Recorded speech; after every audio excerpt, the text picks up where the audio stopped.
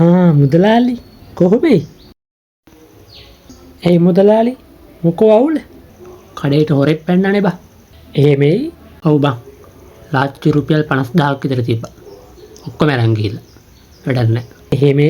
ඔබට මොනවද ඕනේ? මුදලාලි මට හාල් 5ක් දෙන්නකෝ. අවෙන්න. මුදලාලි මේ ඔයාගේ පරණ කෑල්ල බැන්දලුනේ. ඒකට කීයක් විතර වේදම් කරේ? ලක්ෂ 2කට වැඩි බා. වැඩක් නැහැ. මුදලාලි සිගරට් තියෙනවේ? සිගරට් තියෙනවා. මුදලාලි 2ක් දෙන්න. මෙන්න. මුදලාලි අර හොරාට මොකෑ කරන්නේ දැන් ඉතින්? මම ඔකට පොල් ගහනවා දැනගනි. මේ පොල් ගණන් කාලේ පොල් ගහන්නේ අපරාධ නේ. මුදලාලි මට පොල් ගෙඩි දෙකක් දෙන්න හොඳේ. හරි මං දාන්න. මුදලාලි මේ මුණසිංහත් ඔයට පොල්ලක් තියලා රට ගියාලුනේ. වැඩක් නැහැ බං කතා කරලා. ඕකගෙන් මට 25000ක් ගන්න තියෙනවා.